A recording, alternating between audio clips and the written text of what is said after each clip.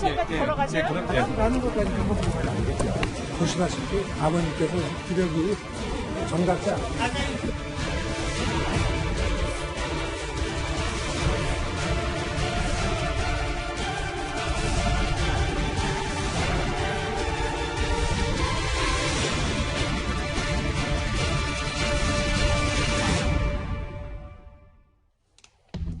예. 이제는 대선 윤석열은 어디로? 누가 서울시장, 부산시장이 되든 오늘로 보궐선거는 일단 끝이 납니다. 다시 말하면 내일부터는 곧바로 차기 대선 분위기로 흐를 텐데요. 그 가운데에서도 단연 관심이 쏠리는 사람, 바로 이 사람일 겁니다. 이 나라를 지탱해온 헌법 정신과 법치 시스템이 지금 파괴되고 있습니다. 저는 우리 사회가 오랜 세월 쌓아올린 상식과 정의가 무너지는 것을 더 이상 지켜보고 있기 어렵습니다. 제가 지금까지 해왔듯이 앞으로도 제가 어떤 위치에 있든지 자유민주주의와 국민을 보호하는 데 온 힘을 다하겠습니다. 예.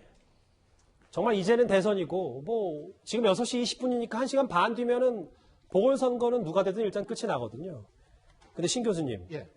바로 결론부터 질문을 드릴게요. 일단 윤 전 총장, 예. 윤석열 전 총장 언제 본격적으로 정치권에 전면 등장할 것 같습니까? 저는요, 정치권에는 이미 등장하지 않았나라는 생각을 합니다. 예. 그런데 이제 정치권에 등장한다라는 의미가 본인이 구체적으로 내가 대선에 나가겠습니다라는 그런 선언을 하는 것을 정치권에 등장한다라고 얘기를 한다면 제가 볼 때에는 그거는 글쎄요, 지금이 4월이죠. 예. 제가 볼 때는 한 6월 이전에는 해야 되는 것 아닌가 이런 생각이 들거든요.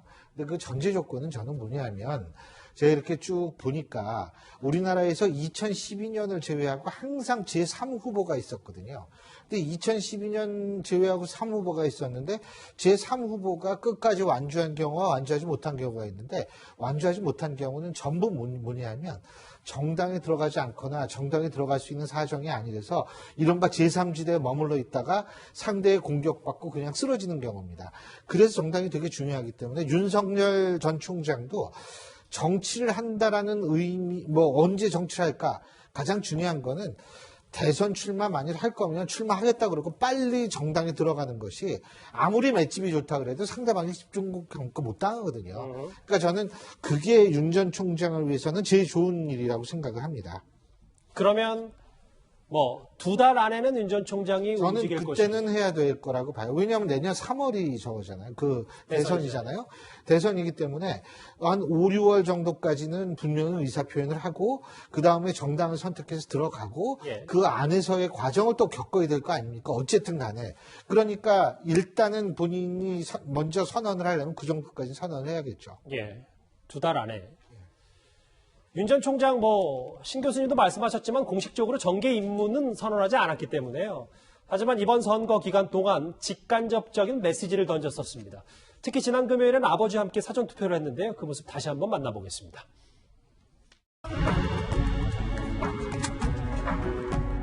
투표장에 보통 부인분들과 많이 오시는데요. 오늘 부친분과 함께 오신 이유가 있을까요? 보시다시피 아버님께서 기력이 정답지 않아요. 사태 이후에 행보에 대해서 검찰 내부에서 정치적 중립성에 대한 비판이 일부 나오고 있습니다. 혹시 이에 대해서 하실 말씀 있으신가요? 네. 객관 행보로 해석해도 괜찮을까요? 행동으로는 사전투표를 했고 보시는 것처럼 윤 전 총장 일부 언론 인터뷰에서는 이번 선거는 성범죄 때문이다. 투표를 해야 바뀐다. 이렇게 얘기를 했었는데 김 변호사님. 어쨌든 이 메시지보다 이번 선거 끝나는 대로 윤 전 총장의 직접 메시지는 더 수위가 높아지는 건 아닙니까? 일단 윤 전 총장이 이번에 지금 제목을 제가 선거 내내 정치적 영향력 입증했다는 물음표 이렇게 나왔는데 윤 전 총장은 지금 보시는 것처럼 김영석 교수와의 만남, 그다음에 인터뷰, 그다음에 아버지와의 등장 이것도 이것이지만 그냥 3월 초였던가요? 윤석열 총장이 3일 동안 인터뷰하고 대구 내려가고 그 다음날 바로 사표를 던지는 그 과정 자체가 이번 재보궐선거에서 야권에 굉장히 힘을 실어준 거죠. 제가 아마 윤석열 총장이 3일간의 그 일종의 퇴임 세레모니를 한 다음에 그런 말씀 드렸을 거예요. 보수 야권 전체에서 최근 4년 동안 어떤 이슈를 먼저 던져서 주목을 꺼서 주도적으로 가져간 게 있었느냐? 없었습니다. 태블릿 PC 이후에. 예. 윤석열 총장의 3일간의 퇴임 세레머니. 그게 거의 4년 만에 처음 있는 일이거든요. 그걸 보면서 보수 야권에 있는 지지자들은 우리도 강력한 대선 후보가 하나 등장했구나. 내년 대선 해볼만 하겠는걸? 이런 희망을 준 것이거든요. 거기서 벌써 그 등장 자체에서 윤석열 총장은 정치적 영향력 입증을 한 것이고 결국에는 그걸 이제 현실 정치에 접목을 시켜서 대선 후보로 발돋우면서 내년 대선을 가기 위해서는 방금 전에 신우 교수님 말씀하신 것처럼 현실 정치에 발을 디뎌야 된다. 시간은 저도 6월 전이라고 봅니다. 왜? 6월 초에 국민의힘 전당대회가 있습니다. 새 지도부가 나올 거예요. 새 지도부가 나오는 과정에 모든 아마 당대표 주자들은 저 당대표 경선 레이스 하면서 윤석열 총장과 인연, 내가 되면 총장을 어떻게 하겠다 이런 얘기 계속 할 거거든요.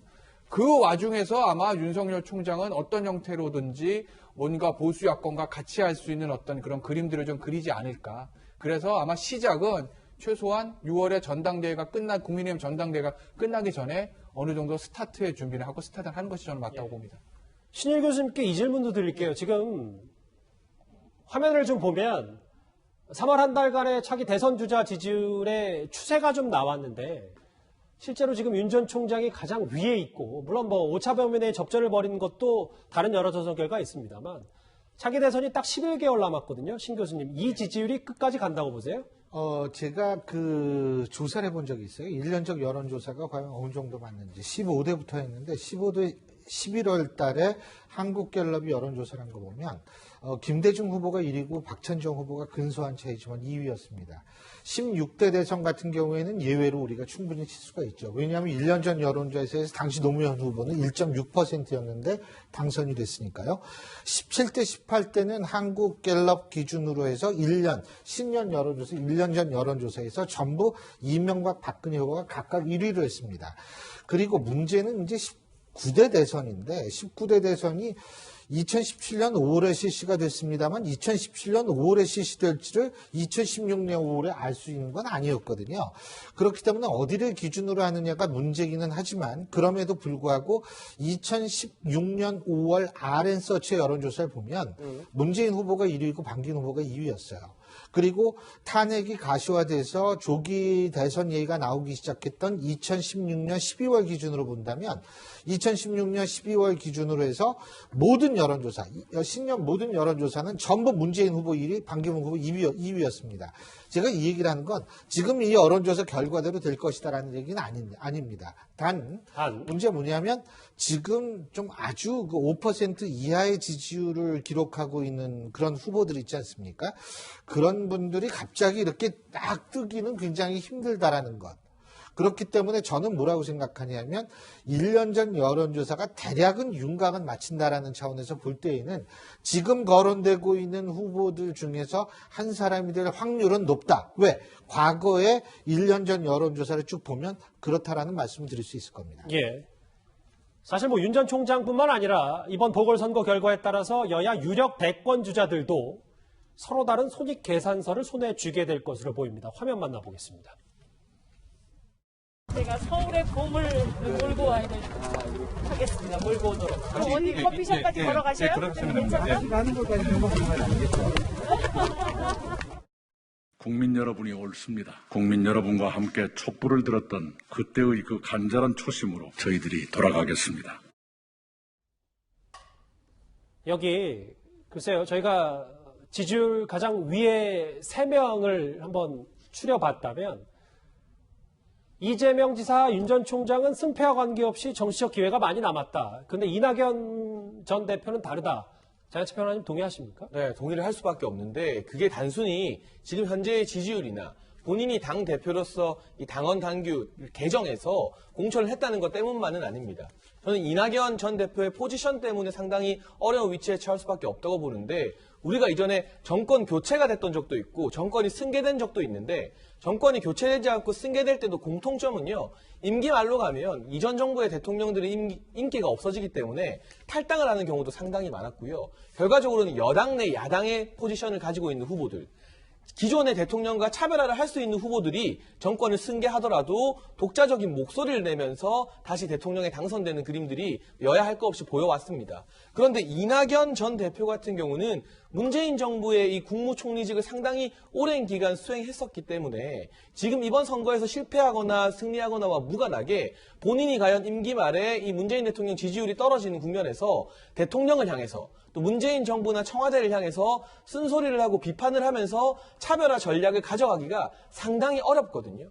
결과적으로는 이 이낙연 전 대표가 대선 주자로서 입지를 마지막까지 굳히기 위해서는 문재인 정부, 문재인 대통령의 국정 지지율이 끝까지 떨어지지 않고 어느 정도로 유지하는 국면이어야 되는데 지금 현재 여론의 흐름은 그렇지 않을 것 같고, 그렇다면 여기서 이낙연 전 대표가 갑자기 차별화를 선언하면서 문재인 정부를 때리면 그건 또 자기 모순이 됩니다. 이러한 포지션 때문에 애초부터 여당 내 야당 역할을 하기 부적합한 이낙연 전 대표는 이번 선거에서 압승하지 못하는 이상 상당히 입지가 어려워질 것 같고요. 독자적인 계파를 가지고 있다고 보기에도 세력이 미약하기 때문에 이번 재보궐 결과가 만약에 야권의 승리로 끝나게 된다면 여권 내부에서는 이낙연 전 대표를 대체할 만한 친문 진영의 제3후보 찾기, 이 운동이 상당히 또 이 개판의 분열을 낳지 않을까 예상이 됩니다. 이승훈 변호사님, 정말 이렇게 딱 가운데서 살펴봤을 때 정말 뭐 이쪽 야당의 승리보다 오히려 뭐 일각에서 주장하는 여기 민주당이 서울, 부산을 다 가져갔을 경우 오히려 윤석열 전 총장으로 똘똘 뭉칠 수 있다라는 분석도 있는데 동일하십니까? 그것에는 동의하기 좀 어려울 것 같습니다. 왜냐하면 야당의 승리냐 여당의 승리냐라고 하기보다는 윤석열이라고 하는 현상 자체가 기존의 정치권에 던지는 메시지가 신선하다는 측면에서 국민들이 결집하고 있는 것이고, 또 여당을 이길 수 있는 후보가 윤석열이지 않느냐라고 하는 것 때문에 뭉치고 있기 때문에 이게 승리했다 패배했다와 관련해서는 크게 큰 문제는 없는 것 같은데, 다만 저는 그런 것 같아요. 지금 1년 전 여론조사는 굉장히 높습니다. 신율 교수님 말씀대로 그게 맞을 수도 있지만 저는 개인적으로 좀 다른 의견인데요. 실제 윤석열 총장은 전 총장은 정치 신인입니다. 한 번도 정치를 해본 적이 없기 때문에 이번에 정치에 나왔을 때 굉장히 실수를 할 가능성도 상당히 높다. 저는 개인적으로 사전투표에 참여하면서 통보까지 했는데 아무런 메시지를 남기진 않았지 않습니까? 무언의 어떤 투표 촉구라고 했습니다만은 굉장히 좀 어색해 보였다는 측면이 강하고요. 두 번째는 처가와 가족 문제에 있어서 굉장히 윤석열 전 총장을 굉장히 이 언론의 검증이 집중될 것이다. 왜냐하면 장모 같은 경우 지금 LH 사태에 대해서 국민들이 분노하고 있습니다만은 양평에 있어서 농지법을 위반하면서부터 아파트를 건설하면서 많은 수익을 얻었고, 이 얻은 수익을 갖다가 자신의 가족들이 있는 법인에다가 아주 저렴하게 줌으로 말미암아서 편법 증여 논란이 있기 때문에 이런 논란이라든가 또는 뭐 사기 사무소 위조 많은 재판의 영역이 있기 때문에 아직은 뭐 의혹이잖아요. 물론 기소돼서 재판만 받고 있기 때문에 유죄 판결은 난 건 아닙니다만,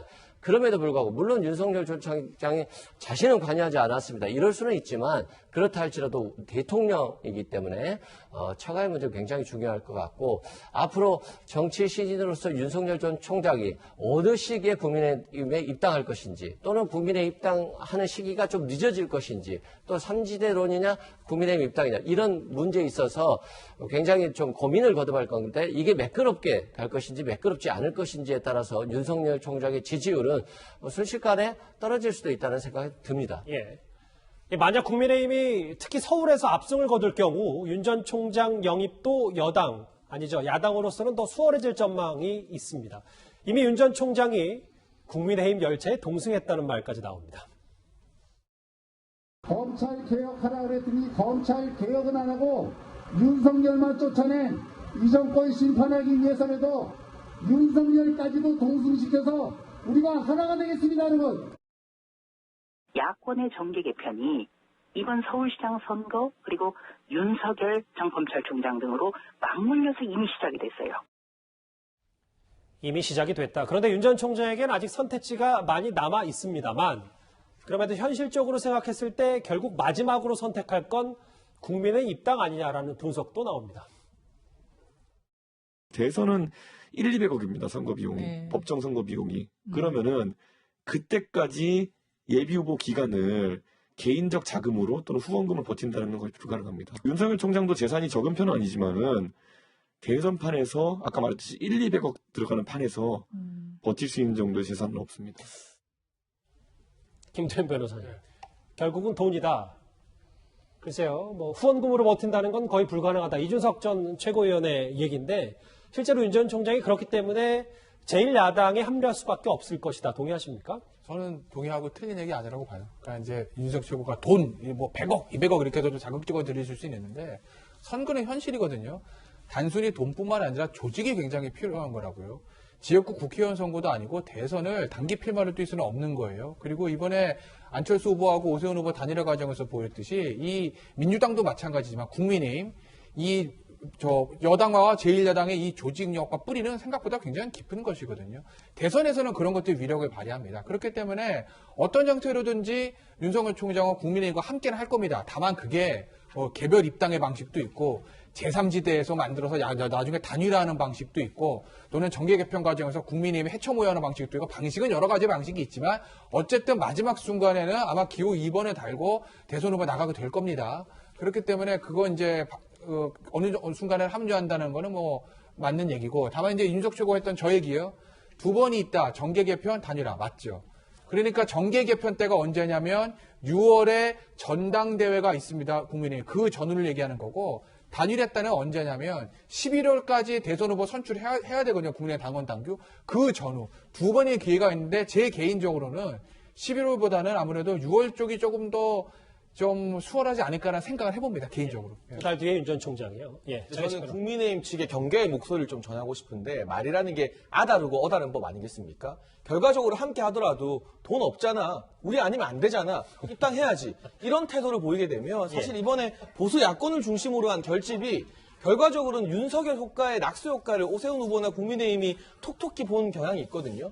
지금 윤석열 전 총장이 밖에서 따로 신당을 만들지 않더라도 과거에 문재인 대통령이나 이해찬 전 대표 등이 혁신과 통합이라는 모델을 만들어서 이 손학규 전 대표의 민주당을 사실상 흡수하듯이 당대당 통합의 형태를 취했던 적이 있는데 여러 가지 가능성이 열려 있고요. 이번에 예를 들면 서울이나 부산에서 혹여 국민의힘이 승리한다고 하더라도 과거에 지금 안철수 대표와 단일화 국면에서 보여줬던 것처럼 국민의힘이 대단한 주도권을 가지고 있느냐 소위 말하는 갑질을 하는 방식으로 나오게 된다면 이 중도보수 대연합을 바라는 유권자들 눈에는 상당히 또 어긋날 수 있기 때문에 이 선거위에 승리한다 하더라도 대단히 낮은 자세로 우리가 더 많이 외연을 확장하겠다 이렇게 접근하는 게 저는 마땅한 접근 방식이라고 보여지고요. 제가 과거 이 반기문 전 유엔 사무총장 사례를 겪으면서 제3지대로는 힘들다. 정당으로 들어가야 된다는 게 이 후보들이 얻은 경험이라면 그 당시에 결국 정치권에서 또 적극적으로 반기문 전 총장을 영입하지 않는 바람에 구심점 없이 흩어지면서 보수가 또 분열하지 않았습니까? 그 경험을 정당 측에서도 했기 때문에